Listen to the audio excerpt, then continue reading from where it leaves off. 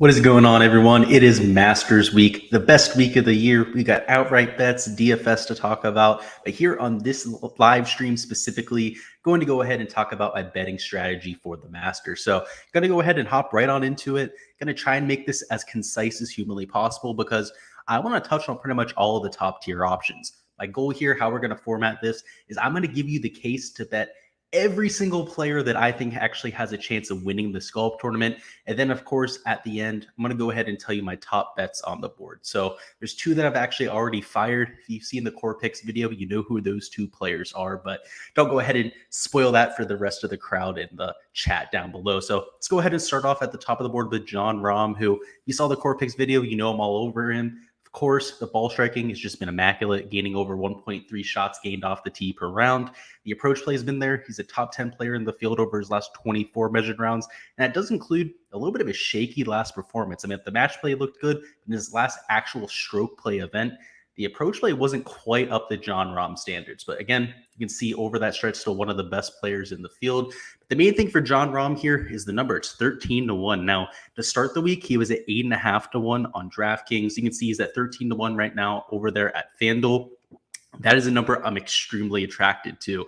I mean, if you would have told me 2-3 weeks ago that Jon Rahm would be 13-1, I would definitely say that you're crazy, right? A couple of those recent performances kind of push him down. And if he hadn't played well at the WGC, he could have been upwards of 15 or 16-1, which would have been the dream there. So Jon Rahm is, quite frankly, the best ball striker in the world. I think maybe 1 to 2 guys might have something to say about that. But if you're looking for an all-around game, somebody that can do it all, whether it's putting, he's typically one of the best putters in the world. Maybe not so much of late, but he can do it around the green, off the tee, and of course with the approach play. He doesn't have a hole in his game. So definitely somebody who I could see myself betting on. Justin Thomas, let's move on to the next play on the board. He's 14-1 at FanDuel, also 14-1 at PointsBet.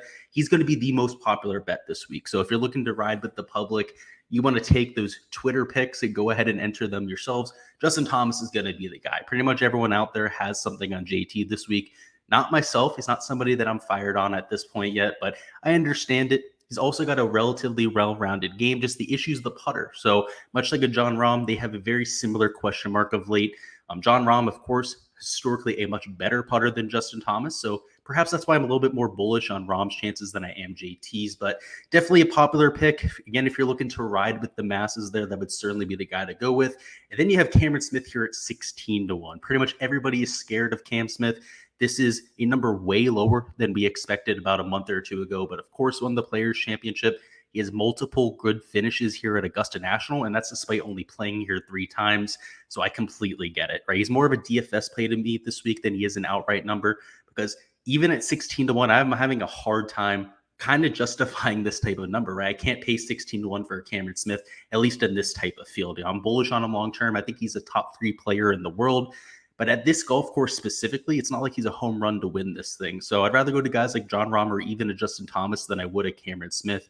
If he was closer to 20-1, where I think he probably should be priced for this field, I would have a lot more to say about Cameron Smith. I mean, I've been beating the drum on the guy for quite some time. He's a personal favorite for me. I loved his mullet. At one point, I was rocking a very similar haircut, if you guys remember here on the channel. Just a guy I'm bullish on long term. But at 16-1, it just seems a little bit too steep, right? Not something that I'm willing to pay there.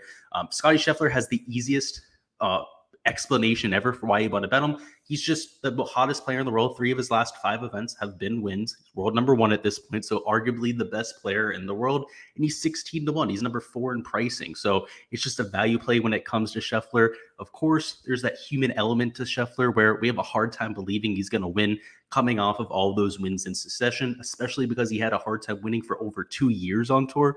We had been beating the drum on Scheffler for so long, and he broke through in a big way. If you think that that momentum is going to carry over into this week, you're definitely getting good value on Scottie Scheffler. So that's certainly the reason to be betting him this week. The case for DJ at 18-1 is pure value. In terms of pedigree, you can argue that he's better than Scheffler and Cameron Smith, especially from a long-term perspective. So He's down there at 18-1, whereas in previous Masters, he was closer to 12 or even 10-1 to win. When he ended up winning here in November, I believe he was close to 10-1, ended up cashing in at that ticket. So that's the main argument for him, especially because the ball striking has looked really solid over the last few weeks. He's also been draining it with the putter. The really only thing holding him back was around the green, which for DJ is a little bit surprising. He's typically very consistent in that category. That usually isn't something that he's bleeding strokes to. And now you have Brooks Koepka here at 20-1 across the board. It's crazy that they're all here in agreement at 20-1. There's not one book that's off right there. You can go to any of the books across the board and bet Brooks Koepka at 20-1. He's my favorite bet of the week. I can't hold back. I have to say it right now. He's somebody I've already fired an outright bet on. The recent form looks all very similar to what we saw during the summer this year, where he went on that run at the Open Championship, PGA Championship, Waste Management Phoenix Open, where he won. He also had a few other top 5 finishes. He looks very similar to that same type of player. Now, the reason why he calmed down after that is he took some time off, also re-aggravated the knee injury, if you guys remember. So that kind of set him back in his health. But now he's looking explosive. And Brooks Koepka is his best when he's explosive. When he's out there hitting the ball 330, 340, able to be extremely aggressive through the ball, that's when he's his best. I mean, he has a violent golf swing, right? When you saw him winning those major championships, he looks like an absolute brute, and he needs to be swinging like that to be effective. And given his health, what I saw, especially at the match play, he looks like he's that type of player again. And if that's going to be the case at 20-1, he's a steal. And quite frankly, if I were actually making the odds for this event, I'd have him closer to 16 or 15-1. So it's not like it's drastically off. It's not like the guy should be 10 or 12-1 or anything like that. But just crazy that it's a consensus across the board at 20-1. And it's almost like they're daring you to bet Brooks Koepka, which definitely feels a little bit scary, right? In the back of your mind, you're like, wow, I know that they're just trying to get me to bet this number. But look at his track record at major championships. Pretty much speaks for itself. Betting against Brooks Koepka at major championships is a much bolder decision than actually betting on him. He's been that good over the years. You can't say that for pretty much anyone else in the field. Maybe Tiger Woods, when he's healthy, has something to say about that, though. Let's talk about Rory at 20-1. He looked like complete crap last week. I played him in DFS. I watched all his golf.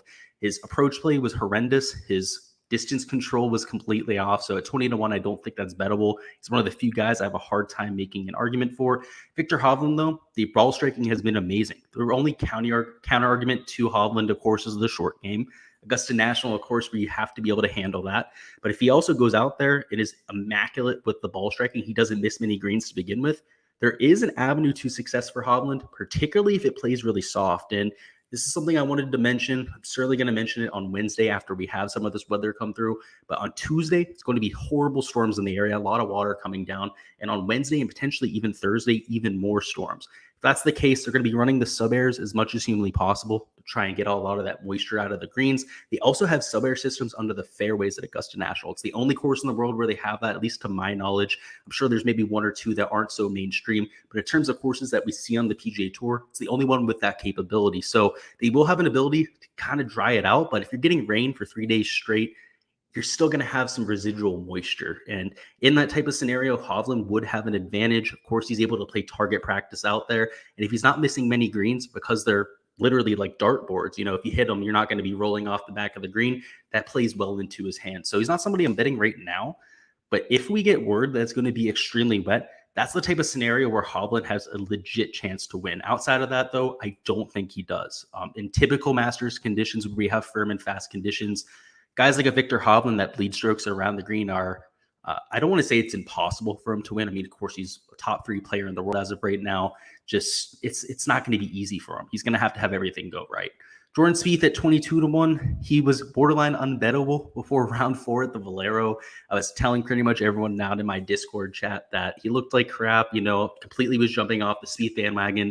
And then on Sunday, he goes out there and shoots the round of the tournament, ends up gaining over 7 strokes tee to green in 1 round, which is an accomplishment on its own. But he lost over 7 strokes putting last week, which for Jordan Spieth is completely unheard of. In fact, that's his worst putting performance ever.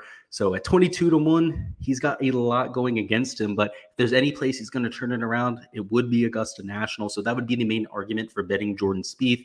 Not something that's really getting me, at least as of right now. Maybe if it drifts to 25 or maybe even like 28-1, that would definitely make me a little bit more interested. But as is, that's the argument to play him and not something I'm actively looking at. Collin Morikawa at 24-1. That's over there at FanDuel.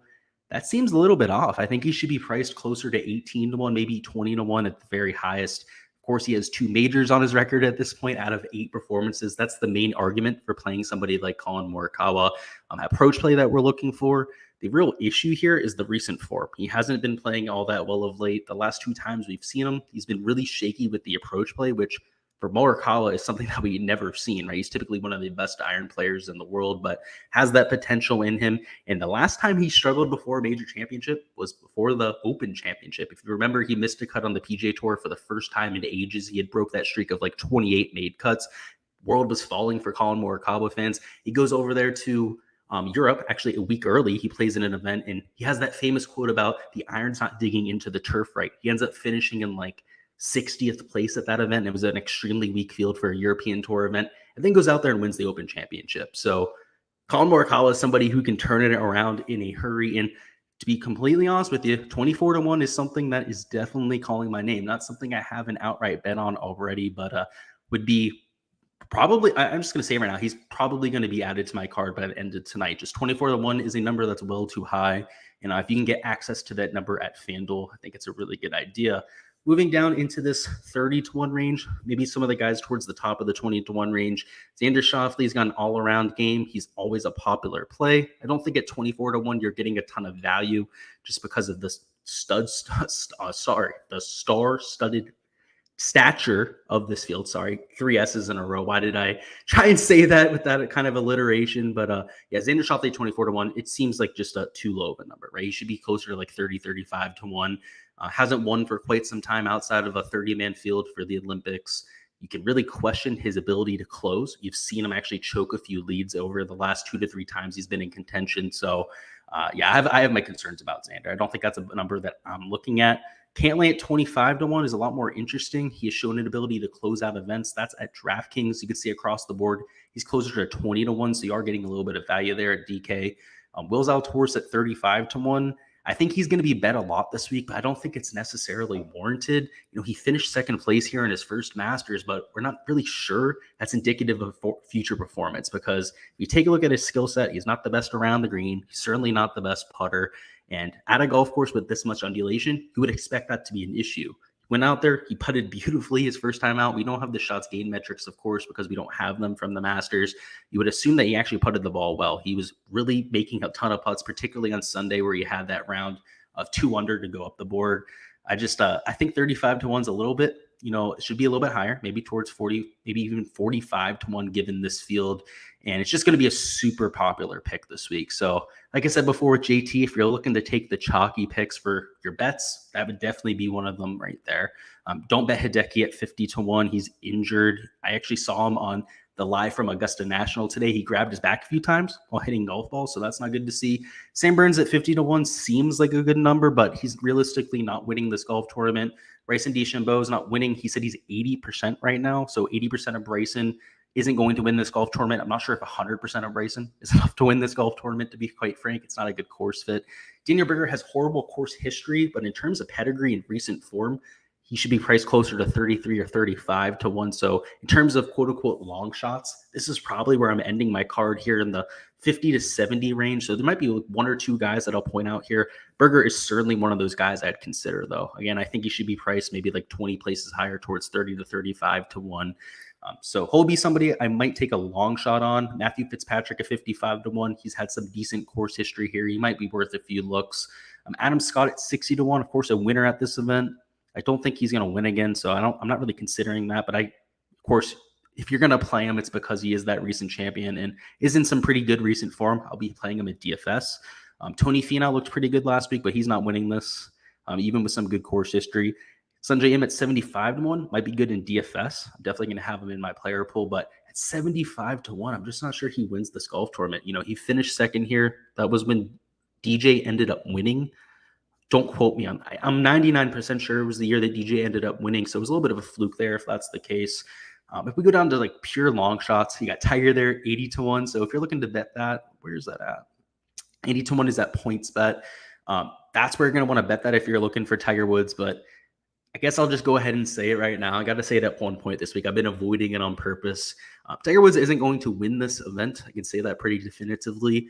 but I think he's going to do something. I think he's going to finish like top 25. I think a lot of people out there are being conservative, like, oh, he might make the cut because they kind of want to cover their asses when he goes out there and doesn't play well. But if Tiger makes the cut, I don't think he's finishing 40th, 50th place. I think he makes the cut because he actually looks pretty solid, like a lot of people are saying from the grounds, from what I heard today. And he very well top 25. So I'm not taking an outright bet on him again. Definitively, he's not winning this golf tournament, but might take a look at a top 20 number. So we'll have to see what that is. We're going to hop over to there in a second. That's the market that I'd be looking for Tiger Woods on. The rest of these guys in this range, answers hurt. So 80-1 is a number I wouldn't be looking at anyways, even if he was healthy, but has some type of injury going on. He was forced to withdraw last week. We still don't even know what that is. And until I know what it is, definitely going to be somebody I'm staying away from. Leishman at 85-1 just seems like a fair number. I don't think he's winning this golf tournament. Just a lot of guys in this range that, they're solid DFS plays, but realistically at this type of event, I'm not sure they're ready to win. Now, the only one I'd be willing to take a risk on, and I mentioned him during my DFS preview for my value picks, Max Homa at 100-1. He's one of those long shots where if he has his best stuff, he brings that spike putter where he's capable of gaining 6 to 7 strokes to the field at times. He could win this event because the ball striking of late, he's gaining over half a stroke per round off the tee. He's gaining over 3/4 of a stroke per round on approach per round. And kind of like Victor Hovland, he needs everything to go right for him because he is not very good around the green. When he gets out of position, he is going to bleed a stroke or two. But if he doesn't put himself in those bad positions, maybe it's a little bit softer this year than most years, he could pay off at 100-1. I've seen crazier things happen. And Max Homa is a multiple winner on the PGA Tour at this point. He's played really well of late, even though the performances haven't necessarily reflected that. He's the last guy I'm really considering, right? In this range, you're looking at guys that are complete crapshoots at this point. It would be utter miracles if they ended up winning this event. Even guys like Webb Simpson, right? It'd be pretty much a miracle if he ended up winning this. Robert McIntyre at 150-1. It would be a miracle if he won. Cameron Champ at 200-1. Now, I'll take that back. This isn't something that I bet, but he has a much better chance than 0.5% chance to end up winning this golf tournament. I can tell you that for Cameron Champ. He's a spike player, right? When he has his best stuff, he really puts it all together for whatever reason. That's why he's won multiple times on tour. Of course, when he doesn't have it, he looks like complete and utter crap. So I think maybe the best play for Cameron Champ is maybe to bet him in the outright market. And he's played well at Augusta National. For whatever reason, it doesn't seem like it'd be a good course fit for him. I mean, except for the way that it emphasizes driving distance. Outside of that, he doesn't have the game that we're looking for, but he's played well here. So I think there's something to be said for that. And he has 2 made cuts here. So he has 8 rounds played at Augusta National, 2 weeks of full practice. Of course, this week for his practice rounds as well. Perhaps he's got something. Maybe he just has that innate feel for Augusta National. You see that from some guys over the years. Guys that are multiple time winners at Augusta National, that's usually the case. Now, I'm not saying that Cameron Champ is going to be a multiple time winner of the Masters, but he's got a knack for it, whatever the heck is going on there. Let's move down a little bit further. There's not really anyone I'm considering. Lucas Herbert at 300-1. If you're taking an absolute long shot, I think he's a lot better than people are giving him credit for, especially for DFS as well. And towards the complete bottom of the board, it's just guys I'm not even considering, right? Like Schwartzel, Migliozzi, Zach Johnson aren't coming in with the best form. You have a lot of the amateurs towards the bottom there. So that's where we're going to go ahead and stop the outrights. Let's go ahead and we're going to move over to matchups. We'll do matchups next. Then we'll finish up with first round leader. So we go ahead and scroll down here. Where is matchups? Futures. 1 second, I'll find this here, and then we'll go ahead and do matchups. Oh my. Let me stop sharing my screen so I can bring up another tab here. So go ahead and get a little bit of flexibility with the tabs here, because when you have it sharing your screen, it doesn't let you go to a different tab. It tries to lock you in on the tab. So we'll see. We'll do matchups, and then we're going to finish up with first round leaders, because first round leaders, not really my main thing, right? I'll put 1 or 2 out there just for the fun of it. Mostly trying to hunker down on matchups. That's where I put a majority of my bankroll from week to week. And then, of course, outrights. That's the sexy picks that everyone's looking for. So Masters, I still can't find these matchup odds. I got top 10 finishes and top 20s and everything like that. But 1 second, I will find it, guys. I know they have it on here. I've done it before. I did it last week, of course, for golf. So if there's any questions down in chat, I guess it's a good time to answer them. I'll go ahead and do so. See if there's any down there in chat. Looks like we have now 2022 down here. He's excited for Masters Week like I am. Let's go. Catch me if you can says, based on your course comparisons, I figured you'd be putting 1K on Kokrak. He's won at a lot of those events, but I'm worried about the recent form. So I'm going to play him in DFS. Not sure if I'm betting him outright, though. And Catch Chief Can says, Smoke Crack won the CJ Cup in Houston. Yeah, I know. He won at Memorial Park, also won over there at Shadow Creek. And at Narashina, I don't believe he played over there. But yeah, 2 of the 3 comp courses you have a win at. I mean, yeah, that's going to be pretty solid. Of course, he's a play for us at DFS. Okay, cool. I was able to find... Do they really not have matchup bets on here? If that's the case, I'm going to have to bring them up on Draftkings or something like that. Of course, that's fine.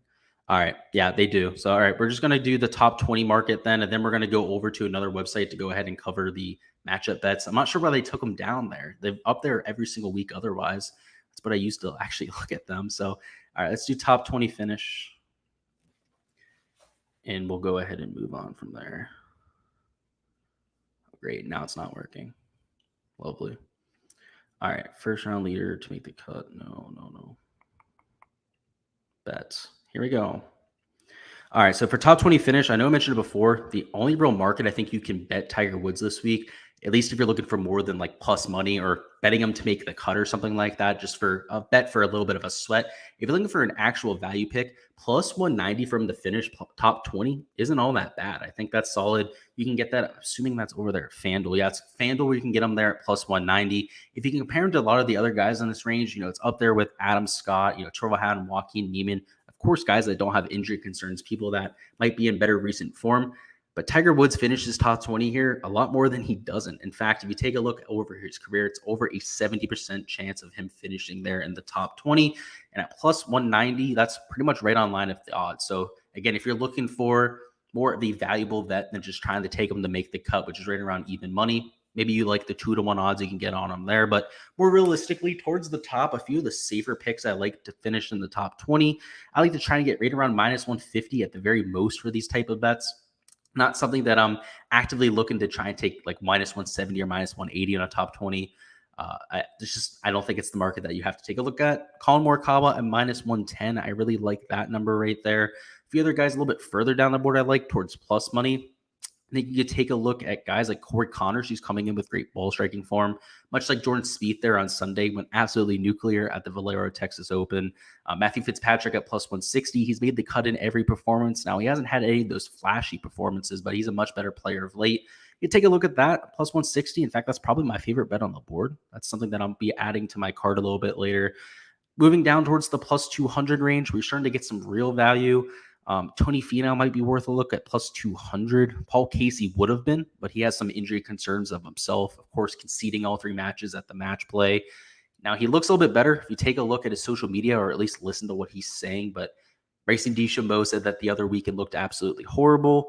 Max Homa at plus 240. I like that number as well. I'm all in on Max Homa this week. I think he's going to have a really solid performance. Now that you're getting towards the complete long shots of the finish top 20, I think Thomas Peters is a little bit undervalued there at plus 320.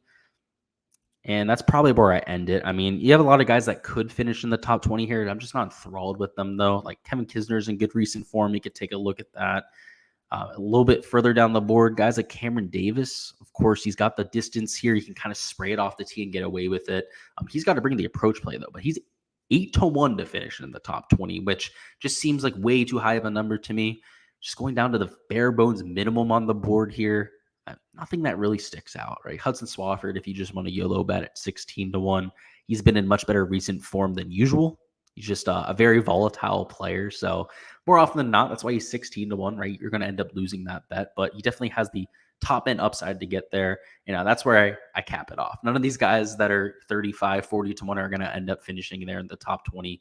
These are, of course, past champions of the event. These are a lot of the amateurs that are in there as well. Number 1 amateur in the world, Kita Nakajima, who Golf Channel today showed a picture of on the range and called him Colin Morikawa, which just inexcusable. I mean, that's pretty bad, if you ask me. Yeah, they did that on live TV. So that's what I would do there for the top 20 finishes. Let's go ahead and take a look. We'll do a few of the other markets on here. We could do top 10, top 20, top 5. Let's just go over to make the cut, because I want to show you guys the Tiger Woods number, which was plus 160 the other day. I believe it's down to like plus 110. But let's go ahead and check it out. Again, 90 players in the field. If Tiger ends up playing, 91 now that JG Spawn's in the field. Majority of the field is going to make the cut. It's top 50 in ties, if you guys haven't seen that yet. Tiger Woods is plus 120. Okay, so he's actually gone up a little bit. He was plus 110 actually a couple hours ago, so I like that. So he's plus 120 to make the cut there. You can see Kevin Kisner's minus 150, guys like Jason Kokrak, Brian Harman minus 175. That's because of how many players make the field, right? Guys like them aren't normally minus 175 to make a cut, even in relatively weak fields, but that's just a byproduct of the rules that we have this week. So for Tiger to be plus 120, I think that's a bet that you have to smash. I think you either target him in this market or you take a look at the top 20 market. Plus 190 versus plus 120. Maybe the plus 120 number is a little bit more attractive just because I don't know if those 70 points on every $100 you enter is really worth it, right? Because he's got to finish in that top 20. But in either circumstance, I'm going to be betting him this week. That's going to be my exposure to Tiger Woods. I'm not going to be playing him in DFS. So if you see my spreadsheet, that's why it says it's complicated because I just think there's more efficient ways to target him, right? He's not going to win. I don't think he's going to finish in the top 5, top 10 like you'll need for somebody in that 8K range this week in DFS. So that's going to be my take there on Tiger Woods. I'm going to go ahead and see if I can find these matchups. You can see Mr. Awaken has a question. He says, any concern with Connor's fatigue? Certainly could be the case. If he's young, he's young. He's got those fresh legs going. So I'm not as concerned as I would be if it was Adam Scott or Zach Johnson in that type of a stretch. So to answer the question, slightly concerned, but he's not somebody I'd be bidding outright anyways. So Corey Connors, he's more of kind of like a top 20 type of machine. If you're looking to get him in that market, I think he's still more than a fine enough bet. For DFS purposes, I think he's a solid play this week. He has that consistency. He's definitely going to make the cut at this event, right? It's top 50 in ties out of the top 91. There's really only 65, maybe 70 players that have a chance of even making the cut this week. So if you're looking for a consistent player, somebody who's going to, especially for cash kind of contests, if you're playing DFS, I think he's your guy. But for an outright betting market, yeah, I'd be a little bit concerned for that top end upside. He said, yeah, I feel you. Got to ride. He's hot right now. Yeah, agree. Completely agree. Like he's going to make the cut like 100%. So if you're looking for like a lock to make the cut, he's your guy. He's going to do that this week. He's got the ball striking we're looking for. But like you said, with the fatigue, that could certainly come to get him with the actual outright betting odds, right? Like I don't know if he has that type of upside. So let me go ahead and find these matchups, Masters matchup bets, because for some reason Odds Checker doesn't have them up there right now for whatever reason. Cool. All right, I'm gonna go on my bookie. It seems like they do have matchup bets on here. At least they should. All right. I'll bring it up and then I'll go ahead and share my screen. But in general, like I said, most of my actual bets are going to be in this matchup market because it is the easiest to actually take advantage of.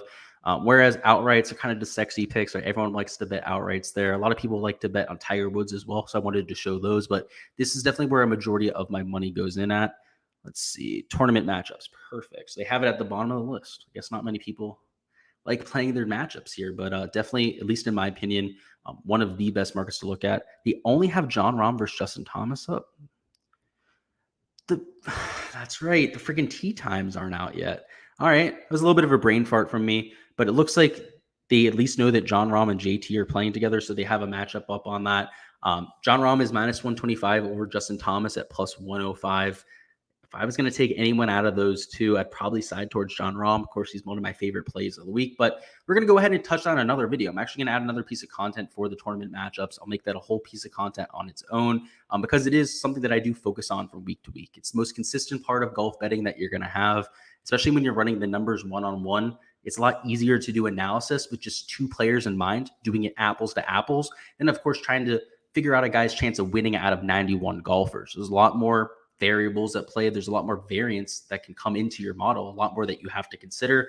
Whereas with matchups, it's a lot more black and white, right? So that's why I like targeting those. It's a little bit easier to quantify with my modeling. So we'll do that whenever that board ends up dropping. When we get those tee times and the sportsbooks ends up pricing all of these players, we'll go ahead and do that. So we're going to go ahead and wrap it up here. We went through everything we wanted to. If you guys are watching this on replay and you have any questions for me, maybe any outright bets that you want to throw by me, catch my idea on, make sure to go ahead and comment those down below. I'm going to be working on a prize picks video here in the next 30 minutes. So look forward to that tonight if that's your kind of thing. I appreciate you guys stopping by. Make sure you guys subscribe to the channel if you haven't already. That way you don't miss any of that content to come. Also, make sure you smash that like button as well. Again, I appreciate you guys, and I'll